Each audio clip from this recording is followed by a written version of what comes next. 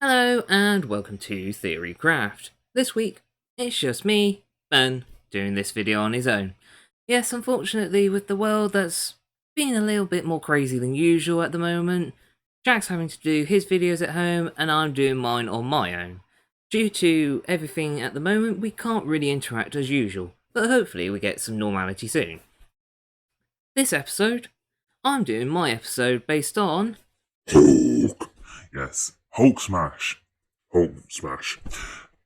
And of course, the main thing I want to bring up for you guys is that while we all know that he is the Jade Giant, he wasn't always just green. Yeah, in his incarnation, we've had a variety of different Hulks. Some of them are green, some, oddly enough, are grey. For you see, when the Hulk first manifested in the Marvel comics, he was meant to be grey. But due to budget costs, they had to change the printer ink to green to make things a bit more cost effective, and eventually had to come up with some clever idea as to explaining the shift between grey to green. Over the years, we got a small explanation which became something very, very radical, and it ended up spawning into other variations of the Hulk, which some were good, some were bad, some were just lazy writing, and some were so obscure that even I can't understand what went on. So, thank you for joining this week, and let's get through our list. Okay folks, so the first Hulk on our list is of course the very first one, Savage Hulk. Probably one of the most traditional versions of the Hulk, as we all know, is essentially a bit of a smashy character, as we know, but a not very bright character. His powers are pretty much near limitless, so he's probably one of the most powerful versions of Hulk during his whole run, but unfortunately not the most intelligent. While sometimes it has made itself useful because due to his lack of intelligence he cannot be controlled by telepaths, it does make things a lot harder to try and control him when things go a bit lopsided. But that is our first version of the Hulk. Continuing on, we have the Grey Hulk. Now, as I said earlier, that was technically what the Hulk originally was, but it did get reworked into becoming something known as Joe Fixit. Now, this is probably the most random, well, one of the most random versions of the Hulk that I've come across, which is basically Joe Fixit is a gangster. Yeah, I kid you not, I will insert the image over here in just a moment. But essentially, Joe Fixit is a gangster version of the Hulk that was grey.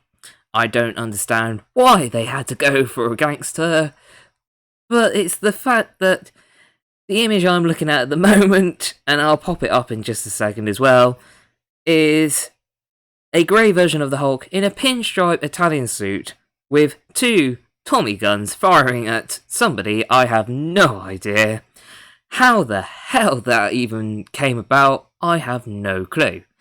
But it does make a very interesting tangent upon Hulk's various personalities.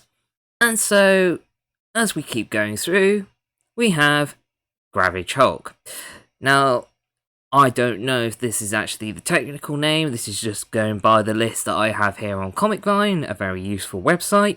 But essentially, it's a merging between the grey version of Hulk and the Savage Hulk. Essentially, all the mental faculties of Joe Fixit, while retaining all of the rage and brutality that is Savage Hulk. Possibly, again, one of the most powerful versions of Hulk, while I would admit probably one of the most less known ones due to probably fixing the whole Hulk issue as a whole, because Hulk generally isn't known to be so smart. But as we go through our list, you understand that there are similar characters to this, but with a bit of reworking ideas.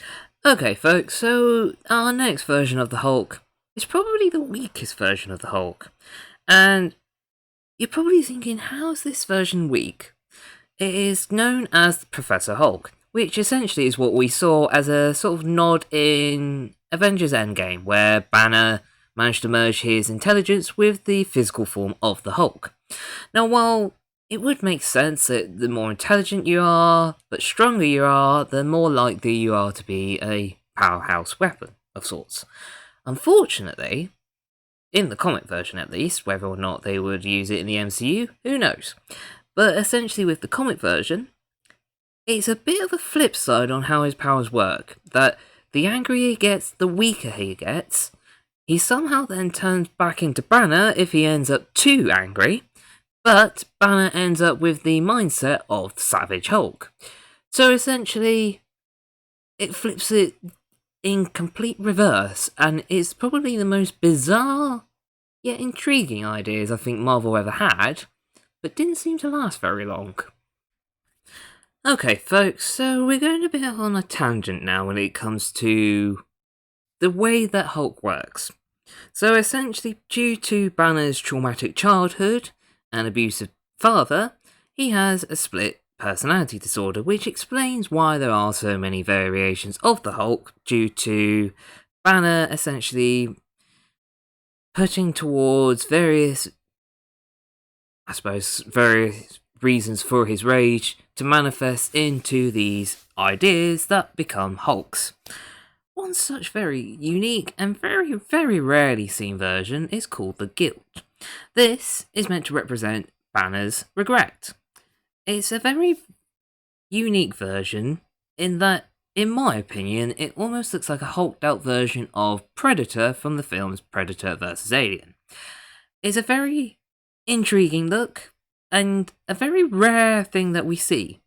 More often not, I think it's just the fact that it's a various version of Hulk that we see within Banner's mindscape, but it's a very different look, I have to admit. I wish we did see more stuff like this, but again, I'll put the image up next to me as I'm speaking, of course, but I do think this could have been an intriguing tangent the MCU could have gone on with the Hulk movies, or any sort of indication of the Hulk besides him being the Jade Giant smashing machine.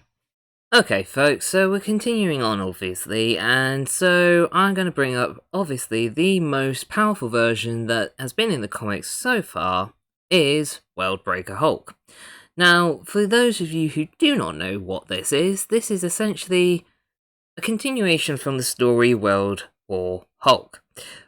World War Hulk was resulted in when the Illuminati, which consisted of Reed Richards, Doctor Strange, Tony Stark, and of course Professor Xavier, and I believe maybe somebody else, but for the life of me I cannot remember, decided that the Hulk was too much of a threat for Earth, and decided to send him off-world, resulting in him crashing on a completely different planet, essentially freeing the people of the planet, and he was paraded around as a god of sorts.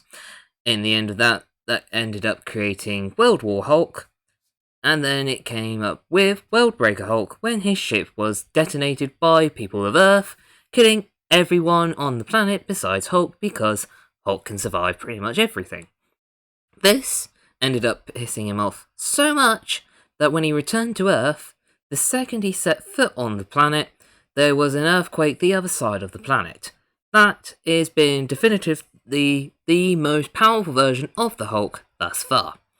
We've also had in the recent comics Immortal Hulk, which is almost as strong, but his powers seem to work a little bit different due to the fact that he doesn't come out during the day, he only seems to be able to manifest during the night.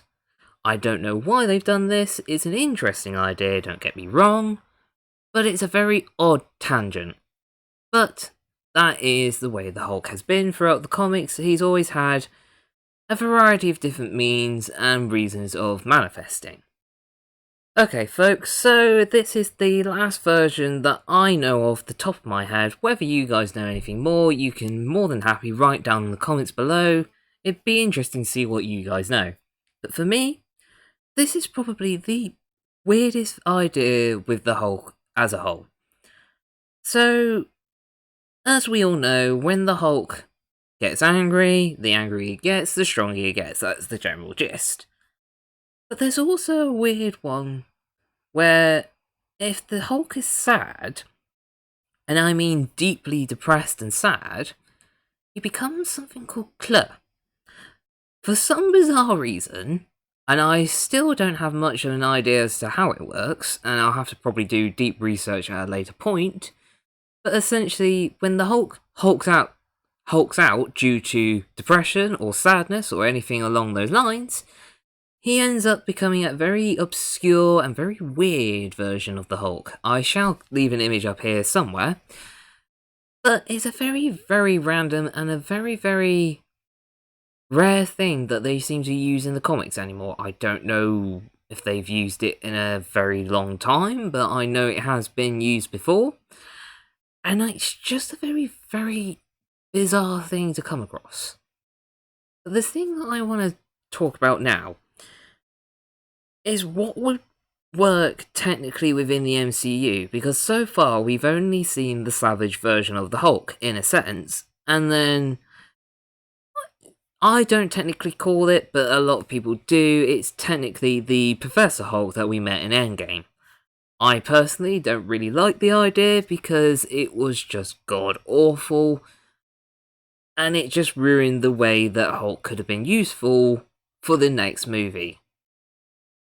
But other than seeing Banner come to terms or perhaps surpassing Hulk's savagery, becoming Professor Hulk, and also being the normal Savage Hulk, that's all we've seen. And I think the one thing that's been missing from a lot of the Hulk movies is the idea that both Hulk and Banner perceive each other depending on who's in charge at the time anyway, as if they are not an imaginary friend. Well, I suppose perhaps they are, in a sense, perceived as imaginary friends, but they do communicate with one another. There is some sort of relationship between the two. It's not as if one takes over and the other hides away. There is some minor communications between the two of them that I think has been missing from a lot of the Hulk movies. And I think it would have been a lot more interesting if they could show off how Banner is the one still trying to retain the Hulk's savagery while Hulk is in charge, and vice versa. Because it's not a matter of Hulk just manifests when Bruce is angry. Bruce has to keep control of the Hulk at all times, because he is essentially a part of Banner's personality that could easily switch into overdrive.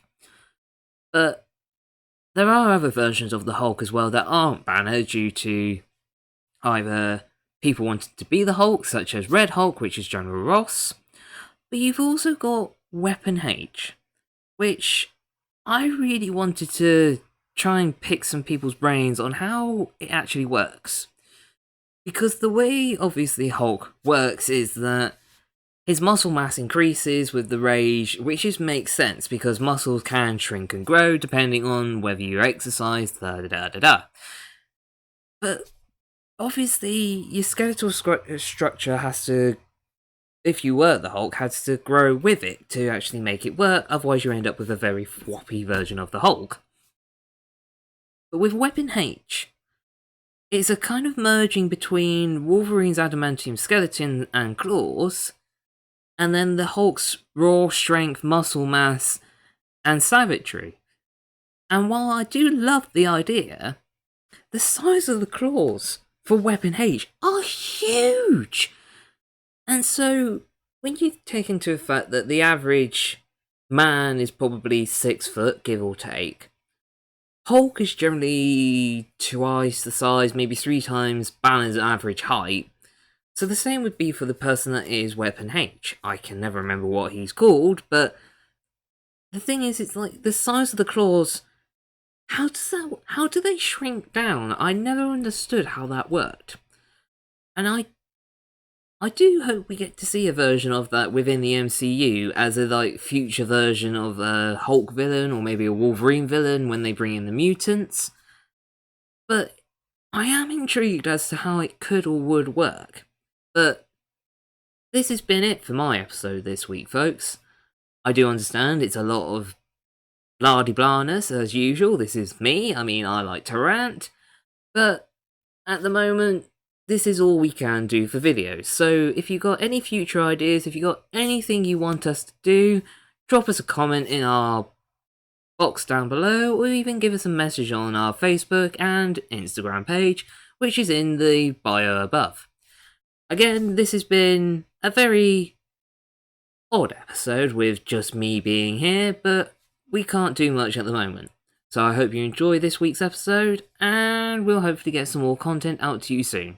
So stay safe, folks, and we'll speak to you soon.